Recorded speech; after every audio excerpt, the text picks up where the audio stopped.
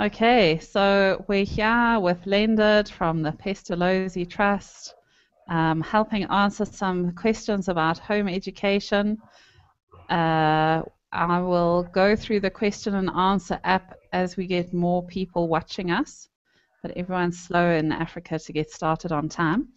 But Leendert, let's not waste our time. I want to ask you, first of all, it seems as though education in South Africa is becoming more and more regulated rather than less and less regulated. I just wanted to ask you what you felt that individual families should do to facilitate a situation where we have more freedom rather than less. In our system of law, which is in that respect similar to the English law and American law, well, American law is English law, we have many different sources of law. Unlike in Europe, for example, where the only source of law is statutes or then laws issued by Parliament. In our system, there are numerous sources of law, including, for example, the verdicts of courts, the history of the law, common law, and so on and so on and so forth. Now, a very important part of our law is common law or customary law. In other words, what is the custom in society? Now, this means that if you practice a certain way of living, you are actually establishing a custom in society. And eventually, the courts must take that into consideration in the sense that you then eventually actually establish a right to continue living as you have been living. Or at the very least, you are creating a presumption that the state must demonstrate why it is justifiable that you should no longer be allowed to do it. Now, what that means is that by homeschooling our children, by actually practicing freedom in education on the ground, we are building towards establishing a right to continue to do so. So the first thing to do is to do it. There's another way of saying it, which is more commonly known, and that is use it or lose it.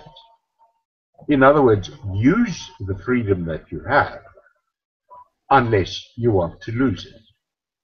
Mm. And Leendert, can I ask you then, considering homeschooling is growing, does that mean that the case for freedom within education is also growing? That's one question. And on the back of that, the fact that we're growing and yet seemingly the percentage of homeschoolers that register with the government as a proportion isn't growing, are both of those factors in favor of gaining freedom or maintaining freedom in education? In a legal system, in a legal sense, as well as in a political sense,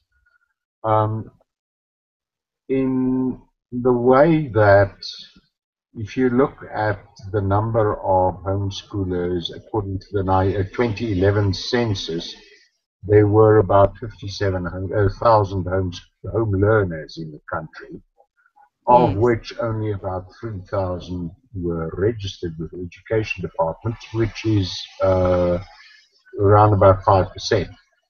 Now, if you consider that home education has been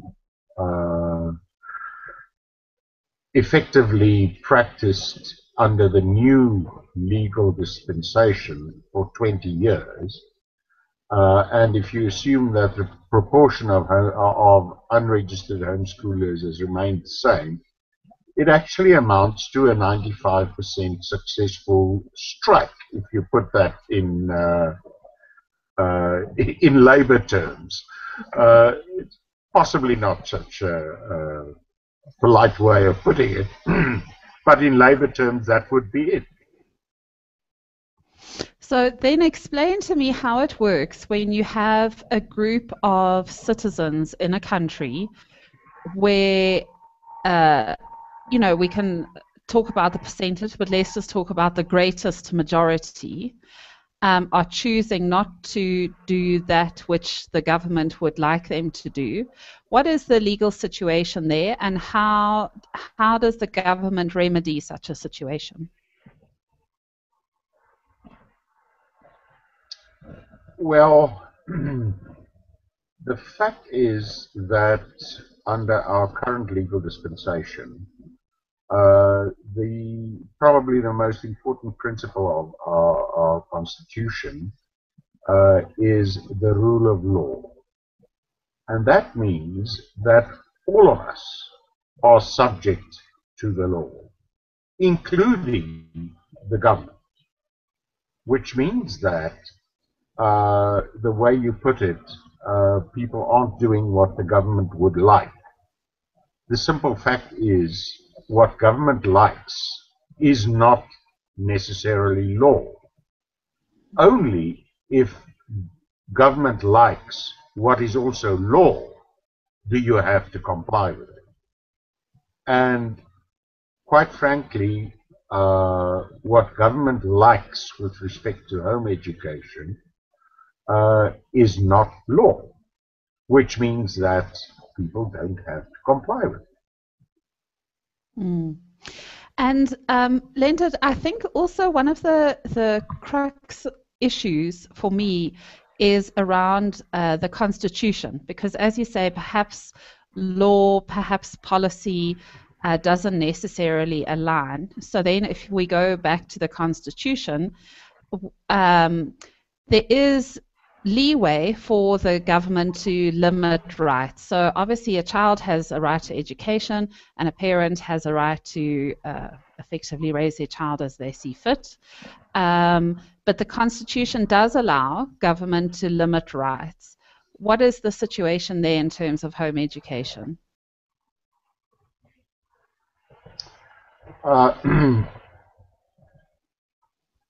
Yes, the state, not necessarily the government, the state may limit fundamental rights or constitutional rights, provided that limitation meets three conditions. In the first place, the limitation which is placed on the rights must be placed on the rights by means of a law. In other words, it must be something which is part of the law. It cannot simply be what an official would like, or a policy issued by a minister, or a notice in a newspaper, or something like that. It must actually be a law passed by a competent lawmaker. Secondly, if such a restriction limits your rights and it is considered in court, then all you have to show is that it limits your rights. You don't have to show that the limitation is unreasonable or unjustifiable. Once you have shown that the requirement is a limitation on your rights, the onus of proof shifts to the state to then prove that this limitation, which is being placed there by law, is also reasonable and justifiable in an open democratic society. So it can't just do what it likes. It must actually show that the limitation is reasonable. For example, an element of reasonability is that there must be a reasonable reason for placing this limitation. In other words, it must have an objective which is of some value to society and so on. But also, the objective that they aim to achieve with this limitation must be in balance with the restriction that it puts on your rights. In other words, it cannot be a trivial objective that they're trying to achieve if the effect of the limitation on your right is very severe. There must be a balance between them. Also, as I say, the restriction must be justifiable, which means that there must be a reasonable objective with placing this restriction. Now, for example, let me give an example there. The Constitution protects the right to education, not only for children, for all people. The right to education in South African law is not a children's right. It's a universal right, which children also have. But then Parliament passes a law which doesn't make education compulsory. It makes school attendance compulsory. In doing so, it creates two legal fictions. Firstly, the fiction that people who attend schools will receive an education. And secondly, the fiction that people who don't attend school will not receive an education unless you can prove that they actually do it. So schools don't have to prove that they provide education. The law assumes that they actually do it. Whereas if you don't go to school, you have to prove that you're receiving an education. And this may be justifiable if the record actually shows that all, or at least the great majority of people who attend schools actually do receive an education. But in South Africa, it seems that the great majority who attend schools do not receive much of an education, if any at all. And that brings the justifiability of a compulsory school attendance law in question, and so on and so forth. That's just one example. There are many. But also, Leendert, I think what you say there is true, because the definition of education versus the outcome of school also tends to be quite variant. So education is defined as quite a broad undertaking in terms of really, paraphrasing it, but trying to bring the person, be they a child or an adult, to their greatest potential in a global sense. So in terms of personality, in terms of talents, in terms of physical ability, in terms of mental ability, and so on.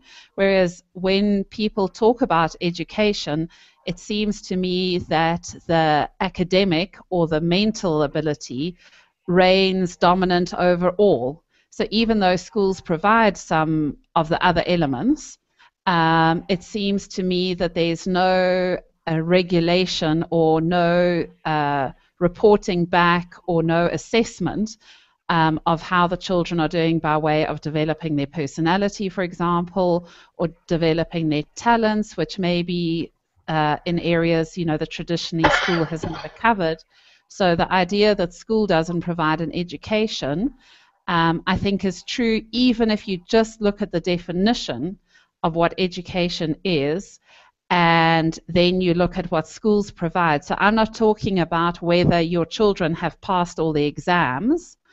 So even in South Africa, if we were in a situation where 99% of children go to school, as they do now, and therefore 99% of them got a matric certificate, for example, to me that still doesn't necessarily mean that you're educated according to the definition of what an education actually is. Do you agree? I think what you're referring to in terms of a definition of education, we need to understand that it is not simply a cultural definition. It's not simply one which most people believe. The definition as laid down in law is, and the core of it, is the definition of the right to education, is the right to develop all aspects of one's personality to their fullest extent. Now, if what we firstly need to remember that is a legal definition. It's not simply one in the literature or in pedagogy or whatever. Now, if you look at the way in which education is effectively defined in schools, as you say, in terms of mental abilities, and then also only some mental abilities, even in terms of the way in which schools themselves define education, the majority of people in those schools are not receiving that. So if we ever got to a stage where the great majority or all of the children in schools actually did achieve the kind of mental or development of all those aspects of their personalities which fall within the ambit of what school is about. Even if we did reach that stage, the next thing we would have to do is to defend their definition of education. And they can only defend it by showing that what they mean by education and that the education that they provide actually meets the legal definition of education and the right to education. If they can't do that, it means that compulsory school attendance is unjustifiable.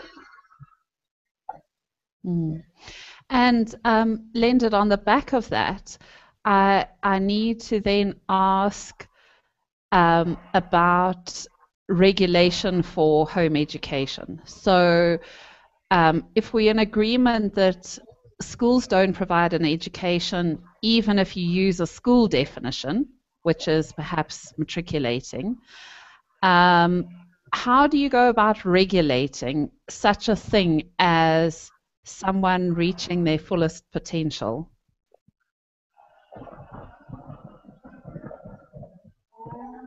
That's a difficult one, which is why it's much easier to simply say everybody has to go to school irrespective of what they do there. That's very easy to regulate.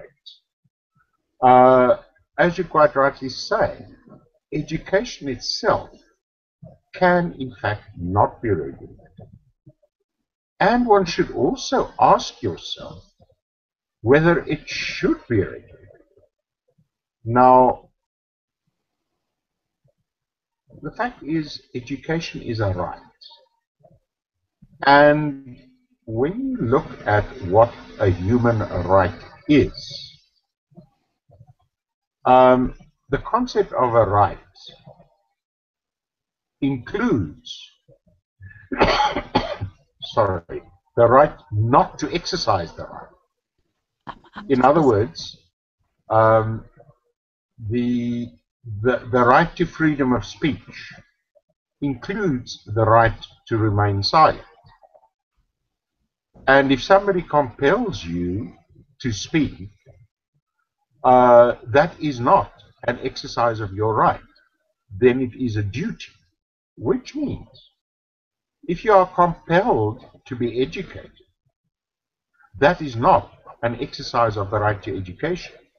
It becomes a duty to the state and not an exercise of the right at all. Now, when you look at whether it should be regulated, you know,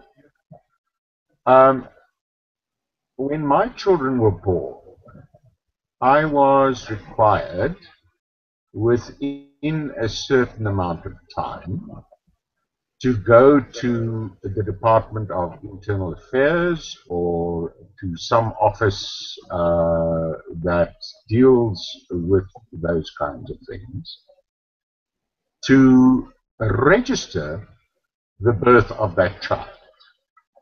Now, when you register the birth of a child, you register the child, the fact that it was born, the name of that child, as well as the identity of the parents of that child. Now, the fact is that a child has a right to education and many other rights. And our common law and our constitution places on parents a duty to promote and fulfill the rights of the child to the extent that they are capable of doing so. Now, the fact is that parents have that duty the moment that a child is born alive, irrespective of whether the parents accept that duty or not. They still have it. And the child can sue them if they don't provide the child with care with respect to all its fundamental rights, including shelter, health, and education. And the parents have that duty, irrespective of, as I say, irrespective of whether they acknowledge it or admit it or not. But when I go and register my child, and I register the fact that I am the parent of that child, I'm actually notifying the state that I am the parent of that child and that I accept the responsibilities for caring for that child, including providing it with an education. Yes. Now, Parliament. So, Leendert, you raise an interesting question for me. Sorry, let me just finish with that one. Now, Parliament comes and passes a law which creates a fiction that I am a negligent parent who will not provide that child with an education unless I prove to them that I do. There's something very, very wrong with that. And then another human right comes into play, and that is my right to human dignity. My right to be assumed to actually exercise the duties which I with law and which I have admitted that I have by registering the fact that I am the parent of that child.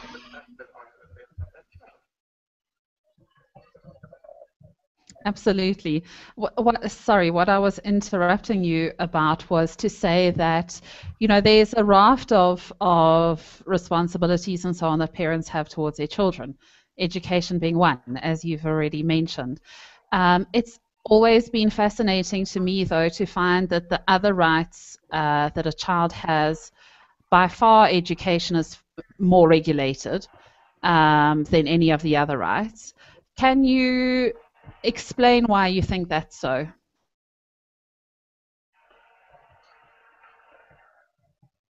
If I had to say why I think it is so, it would be pure speculation. Although there is a great deal of support for in the literature and in the statements of politicians, philosophers, and people like that, that certain groups in society want to influence specifically education in order to improve their own position in society, the extent to which they're accepted and even adhered to and followed. Now, churches have been doing that for centuries. The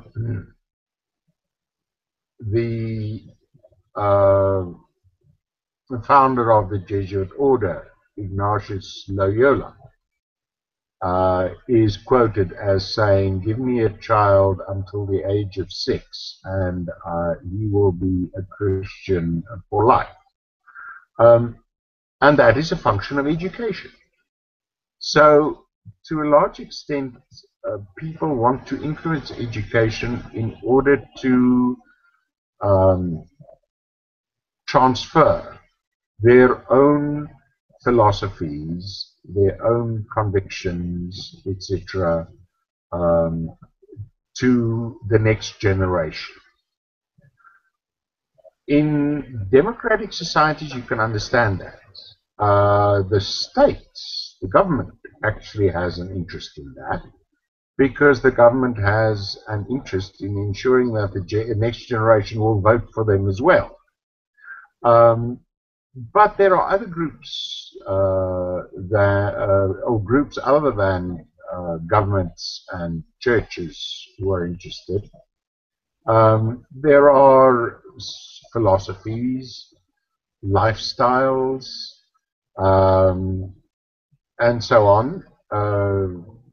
Feminism has had a very, very strong influence in education, and deliberately so.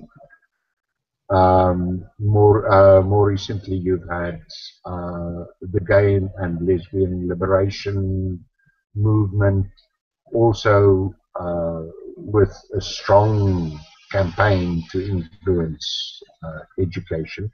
But there are numerous others. So, yes, I think it is a way in which people want to transfer their convictions to the next generation, perpetuate their own ideas, basically. Sure. I understand that. And Leendert, I also want to know what your view is on whether some of the regulation has to do with the fact that the greatest majority of, let's call it education, even though we know it's not, is given through the school system. And obviously, once you have institutions that are spread to the far corners of your country, and once you are employing millions of people, you need to start with regulation, so that whether you go to school in one place or you go to school in another place, for example, you're following the same curriculum, you have the same standards. Well, I'm just saying, in a state system, Why? Because that is how the governments like to standardize the way that education is provided to all their children, so that they can say everybody who is age 7 or turning 7 within that year will be in grade 1, and all the children in grade 1 will be learning X, Y, and Z. And I'm just wondering, because that is the way that the government have chosen to deal with education within our country, whether that then automatically includes a lot of regulation for homeschool or home educators because school is so regulated. Do you follow what I'm saying? So it's automatically the way that we do things is that we regulate and we tell everybody how to do it and when to do it. You know, so if you look at CAPS, for example, there's a lot of structure and so on that's been put in place. So my thinking is that then when you come with another system, you're kind of an unknown because you're entering a system that's so regulated that then not to regulate you seems bizarre. Do you agree? I hear what you say. Yes, standardization is a technique that is commonly used in management. And running a country is management. The fact is that standardization is not a necessary technique of management. Part of managing wisely is to know what should be standardized and what not. Now, this is actually quite a complicated thing because, yes, on the one hand, CAPS attempts to standardize education. What it's actually doing, if you bear in mind the definition, the legal definition of the right to education, that means that CAPS assumes that all children have the same personality. In other words, that all children are completely uniform in terms of their personality. Or alternatively, that all children will become uniform in terms of their personality. Now, some decision makers do think like that. We have on record Tirimalo Nkotwe, who was director of private schools and home education in Gauteng in 2004 on a carte blanche program. She was asked why should home education be monitored, and her response was, we are gunning for the same critical outcomes. We are gunning for the same South African citizen. In other words, for uniform people. There's a major problem with that assumption, because it assumes all people are the same. We know they are not, and it is easy to demonstrate that they are not, and that they're not born like that. So the assumption that education should be standardized is, in my view, an abuse of the right to education, and a gross abuse of the human right to education. But you must also, that's one side of the story. The other side to it is that we should not be naive enough to think that CAPS is actually is primarily aimed at providing education to children. When you look at the way that CAPS is put together as a curriculum, now I'm a curriculum scientist by profession, CAPS is not a learning program. In Afrikaans we would say a leerplan. It is in fact a program for teaching, irrespective of whether anybody learns from it or not. And the reason for that is historical and comes from the fact that government has been almost completely unable to control the unionized teaching profession. And the current Minister of Education specifically designed CAPS so that the teachers could be more easily controlled and checked up to see whether they're doing their job, so that they could be legally fired if they don't. Now, whether they'll do it or not, I don't know. But that is the major motivation for the kind of curriculum that we have in CAPS, is to control the teachers, not to ensure that children get an education. I believe that the children will probably learn a little bit better with the CAPS system than they did before, but simply because the teachers are now forced to pay more attention to the children. That they will learn much more, I seriously doubt.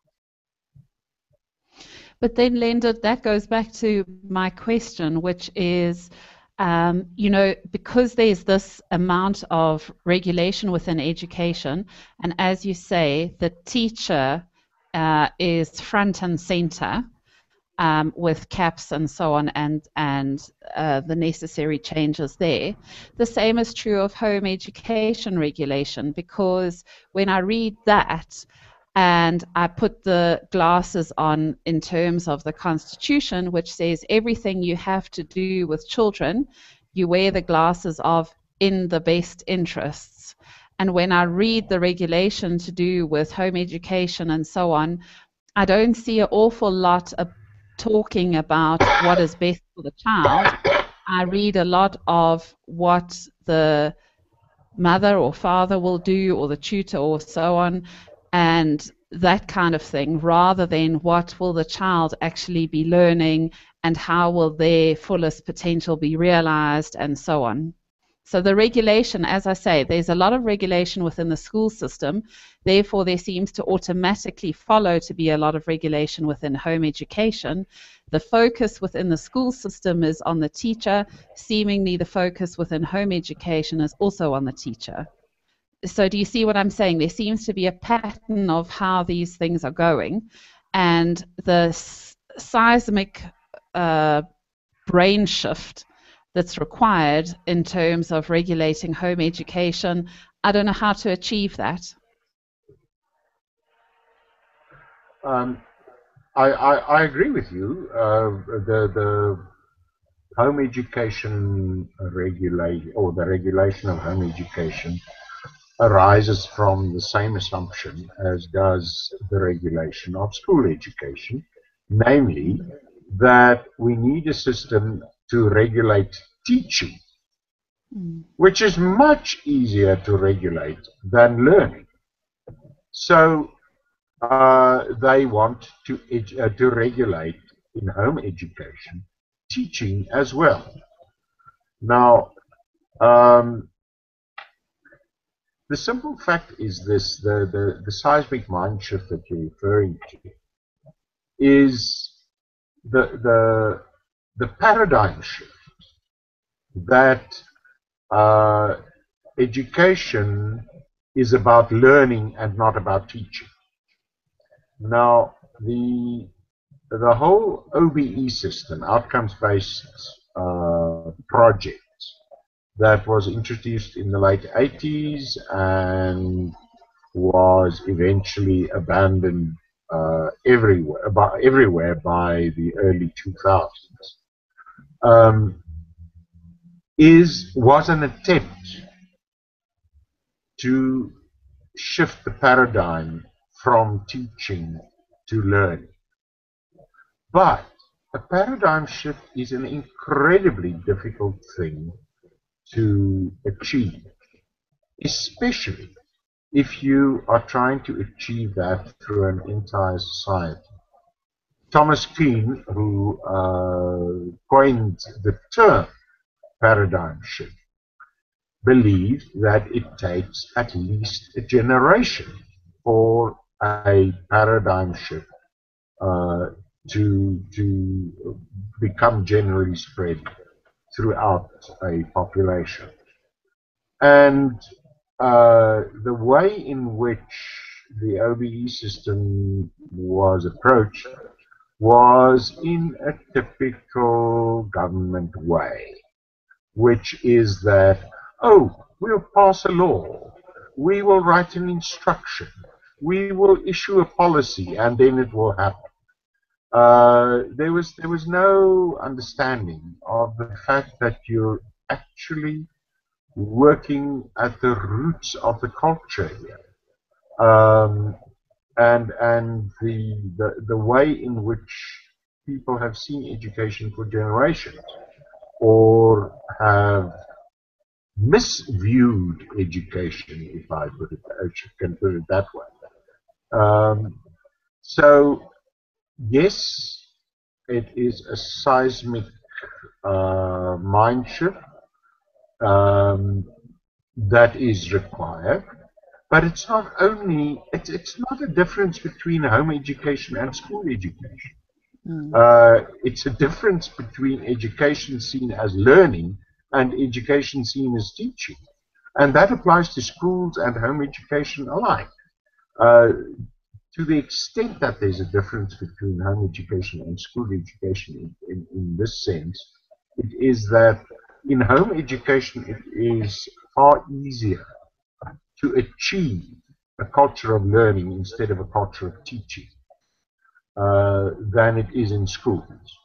And therefore, a lot of people who embark on home education do so because they have made that mind shift. They have made that paradigm shift. And the only way in which they can live out the new paradigm is within home education, because they can see that they can't do it in school education, certainly not in South Africa. Sorry, excuse me. So then, Leendert, with the registration for home education sitting within the Schools Act, is that really the right place for it to be?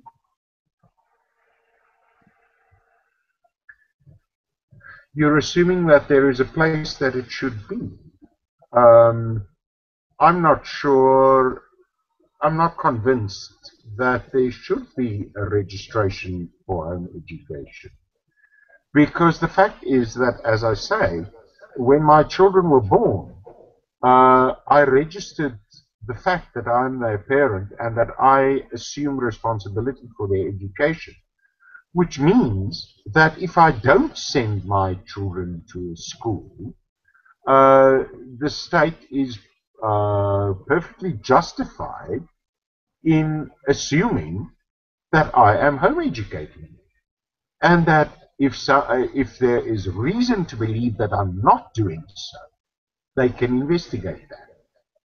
In other words, if I don't send my children to school, in England, for example, it works that way, then by default, they are registered for home education. And I like that way of thinking, because that ties in with every single right the child has otherwise. So education is the only one that seems to be, so regulated. When you look at other rights, the assumption is that you're doing the best for your child. That's it. You don't have to register what kind of home you're raising your child in. Does it meet any criteria in terms of the standard of that? You don't have to register them for healthcare. Is their health satisfactory or not? There's just so many rights you don't register for, you don't justify, you're not, you assume to be doing the best. And that's why, for me, education sticks out like a sore thumb, which is why I was asking you why you think it's so heavily regulated. Because, I completely agree that a parent should be assumed to be doing their best unless it can be proven otherwise. So it's not down to the parent to prove that their child is healthy. It's for the state to prove that the child was neglected and has, suffered ill health as a consequence of that. So to me, it sits in a legal, I don't know, parallel universe. I mean, I just don't know how else to explain. It's kind of an oddity. And that's why I was saying the only thing that I can sort of explain it by is to say, well, because schools are so regulated, maybe it's just the assumption by an education department that then parents must be regulated. Do you Well, agree? yes, yes, certainly, but I think there's another dynamic here as well.